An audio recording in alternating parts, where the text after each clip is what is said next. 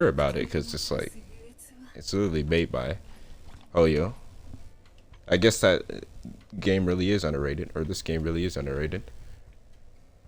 It's not as obviously popular as like Star Rail or Genshin or anything like that, obviously, and because of that, it's like I want to say I don't know. It's honestly like when you just take all the other gotchas like Star Rail, Genshin, Wuthering Waves, it's not making numbers like them. It's not like top play. It doesn't have like a bunch of players like them. It doesn't have numbers like them. I think it's actually got close numbers to Wuthering Waves though, because Wuthering Waves, uh, they're a little bit more generous when it comes to like polls and stuff. But like they've been getting bigger and stuff, and they've been making like more money and budget and shit. And some people are getting scared of that because Wuthering Waves is kind of taking a little bit too much from Genshin. Like what I mean by that, like uh, I don't know if you remember when Mavuika and Sitlali came out. I think we got a total of like I don't know if it was like 20 pulls, but like they put the other 10 pull in the second half. And it's like why do that? Makes no sense. Just literally put it on the first half with the two new characters that are out that people want, like the Archon and the character that supposedly was her best partner. And then people called that like the most greedy patch of like Genshin and Hoyo and shit. And then it's funny because Wuthering Waves kind of did the exact same thing. They had pulls, a set amount of pulls, and then you were missing half of them because they were on the second patch. It's like one of those situations, if they're gonna get away with it, let's do the same thing. And it's funny too because more people are talking about the Devil May Cry collab in Punishing Gray Raven, on how well it's like did. Like there's even like a boss fight where you fight a different evil Virgil. They made a whole completely story. They made a whole story for it, and like the screen and everything. Like it feels like you're actually playing Devil May Cry in that event. Like when you beat like a stage, you see the screen crack. Like when you beat a mission, and then S rank or whatever rank you get. Like meanwhile, Star Rail with the Fate collab. Like I get that Fate doesn't really have any games besides one gotcha game, but like there was a lot of things they could have did with the collab in Fate and Star Rail. Like they just used recycled same NPCs. The NPCs got more screen time than the anime characters, and they used the same reused bosses instead of like a new boss they could have made. And the story was complete ass, and people said it took them a year to do that, and it just shows how lazy and incompetent Hoyo really is. Like, they just put no money into that. Like the only thing they put money into obviously is the characters that they were selling you.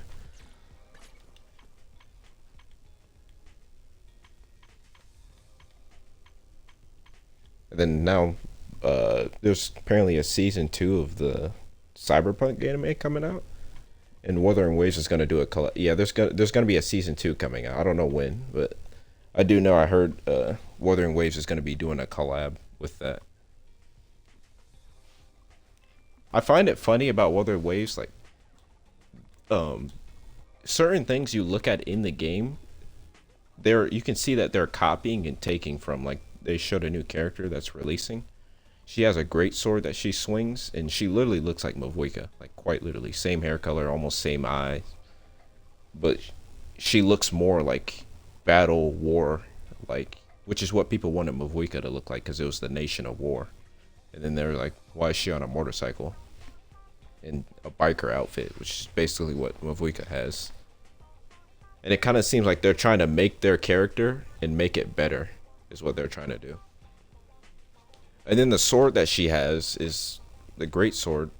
It looks like a sword that they said from, people want to say Elden Ring, but then other people will say Dark Souls because obviously Dark Souls was first. And that same sword is in Dark Souls.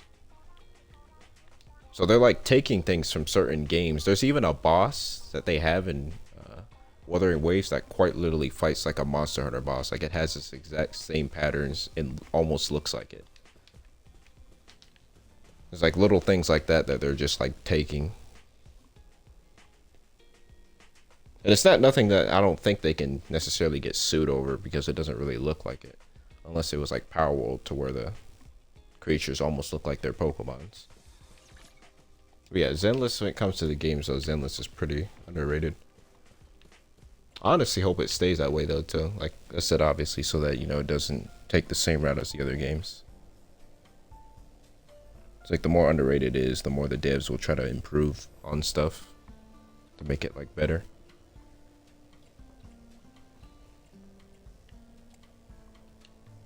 And obviously the more they'll listen.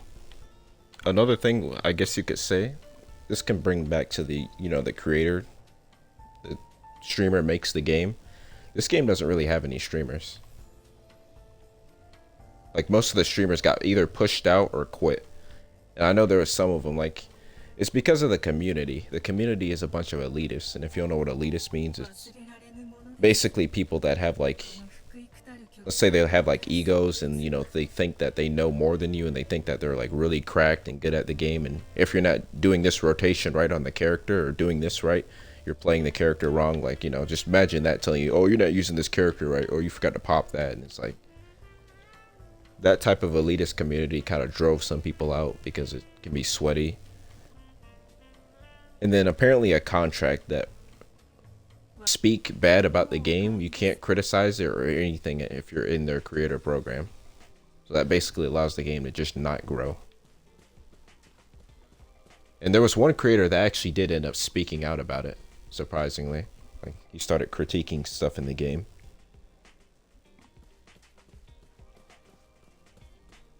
And it's funny too, because it kind of has toxic positivity too, like Genshin. This moment you try to critique something, you know, you'll get attacked. And it's turned into that way, like Star Rail as well. Wuthering Waves is probably the only game where it's not like that. You can actually, I have seen some people crash out a little bit over some people critiquing things, but Wuthering Waves has been known for, you know, you can critique it and everything. Like I even remember streamer I watched named Gotcha Smack. He got a sponsor for them, I think. And even in the sponsor, he said he was allowed to critique them during sponsors. Like quite up, literally just tell them how it is. Like, hey, you know, you can change this because, you know, this is ass. Or he even said shit like that in the thing. Yeah, when you're sponsored, you quite literally, like when it comes to the Hoyo games, when you're sponsored, you quite literally cannot critique him. They leaked a whole contract on it. Like you can't. Like if you're in like the creator program, that's why I'm surprised. Like, Braxophone, he's in the creator program. He ended up critiquing like Star Rail and like some of the other games, and he even left Genshin and stuff like that because, you know, it wasn't listening and doing too well. And I'm surprised he was still in the creator program because most of the creators who ended up trying to critique it would get blacklisted out of the program, never get a sponsor or what is it, creator program thing again. And Braxophone somehow had the balls to critique Star Rail and stuff like that, and he's still in the program. He gets early access videos on new characters and stuff still. He's kind of a little bit of a hypocrite because he tried to say that he was gonna like quit or take a break, and he came right back. I understand if he needs like the money and stuff, you know. Genshin, I remember they would ask you questions in the surveys completely unrelated to what half of the players have been wanting in the game or complaining in the game, like. And then I remember they even did a survey to where they asked all the questions of this, literally the stuff that people wanted finally, and they didn't listen to that survey. It's like they know what they want and they just don't want to give it to them. Like, I don't know why. Like, all the games now have a skip button besides Genshin. All the games have, like, you know, resin that can go over the limit besides Genshin. It's just like stuff like that could be like in there that they just don't do it. But yeah, that one dude that made that critique video on Zenless, someone was saying it even seemed like he was kind of pulling his tongue, or some of the stuff it seemed like he was scared to say because he would probably get brigaded by the community. And this video actually came out positive. Like, he had a positive like to dislike ratio. And I guess he didn't really get like any negative comments. And he was like a top creator of the game, obviously. But yeah, most of the creators left. the only ones that are, they're not like big. They make like guides, like a couple of them. And then one that gets more views than probably all of them is a dude named Saint Totez. He's basically,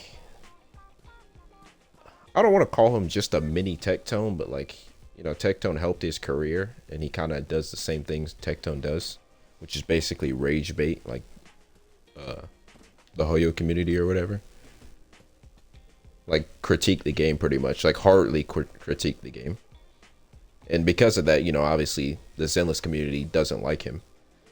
And like he'll like do like the in-game content, and he'll talk about problems with like a certain mechanic on a boss, but they'll just revert it to say, no, it's not the boss's problem, you're just bad at the game. That's what they'll hit him with. Which I'm not gonna lie, he is kind of bad at the game. Like he's not horrible. It's just a content creator named Saint Totez who critiques the game. No, Tectone, he actually, I don't remember the last time he played this game. He had some good parries, but I've always known Tectone for just being bad in general. Like that's why he wails. Like I'm pretty sure I remember that's the reason why he wailed, because you know he wants to do a lot of damage and get them out of the way. Like I don't really see Tectone as a skillful type of player. But yeah, Saint Totez, he plays. He's a heavily Wuthering Waves creator. I don't know what the fuck I'm trying to say, but he's a big Wuthering Waves creator. And Wuthering Waves, like I'd argue, just takes just as amount of skill as like Zenless, not probably more. So, but like I've seen Saint Totez play Zenless. Like he yeah, he's correct on the bosses, like certain bosses that are like disease, like a shield mechanic they got called miasma, where it's just basically a shield over their health and you can't do damage to their health really until you break that bar or clear that bar. And he would complain about like how that bar is annoying to go away. But like to make that bar go away, you have to dodge counter, you have to parry, using ultimates, all those things get it down. And I remember he didn't know that at the time, and people were telling him that in his chat, so, or in the comments saying that's a reason why he's bad. But at the same time, he basically critiques the game, and people try to disregard his critiques, just saying that, you know, you're just bad. Like, it's not the game's problem. And while that is a problem in its own, he kind of is right about certain mechanics of the game. Like what he's complaining about, it is right.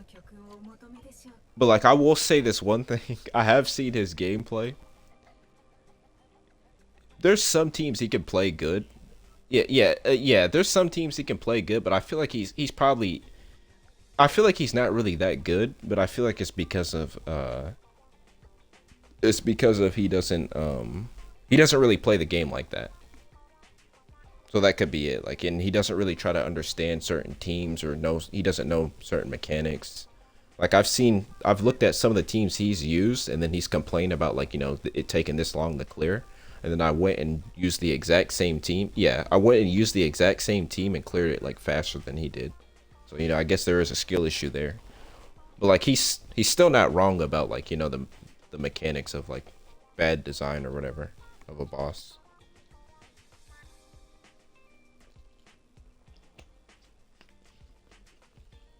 Yeah, he's probably, I think he's the only creator too, kind of, that really critiques Zenless. And people also think that he hates the game because of how much he critiques it. And no, he just wants it to get better. Like, he actually likes the game. But like, it just seems like some people, like, you know, the communities or the Hoyo communities just can't accept critique. Like, that's literally, Genshin, the state that Genshin is in now, is literally because they literally pushed out every creator that wanted to critique the game. Yeah, like Tectone, like I'm pretty sure Tectone has given up. Like, he would still make videos even though he doesn't play the game, about, like, you know, this thing being shit in it or this update. But like, he doesn't really even talk about the game that much anymore. And like other creators, like there's no creators that I think literally are out there critiquing Genshin. And then when you don't critique it, you know, it gets to the state that it's in. They're not listening to their players, yeah, and it's just It's just not really good anymore.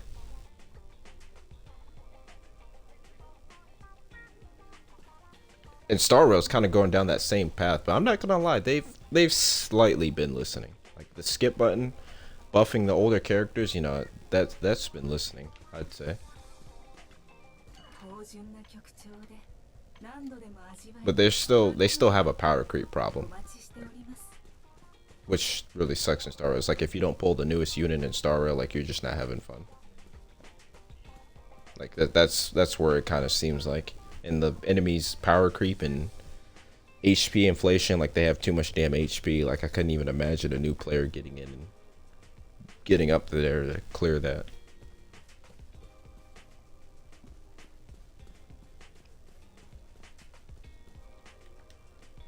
That's another problem too that they like doing in their games, HP inflation. Like you just adding more HP to the boss doesn't make it harder. It just makes it seem like a damage check. Like you could just add a new mechanic to make it seem more skillful instead of just raising the HP. Yeah, like Wuthering Waves, there's people that still clear with like 4 stars. There's some people that clear like one of the end games with like a solo 5-star character. Like there's like if you play the game really skillfully in Wuthering Waves and stuff, like you'll be rewarded.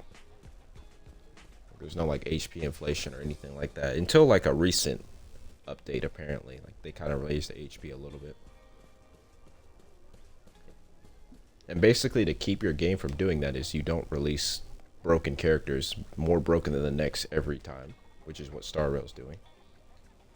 Like Zenless, Miyabi, she's the strongest character in the game, but they haven't released a character past her. Like they just set her as the limit.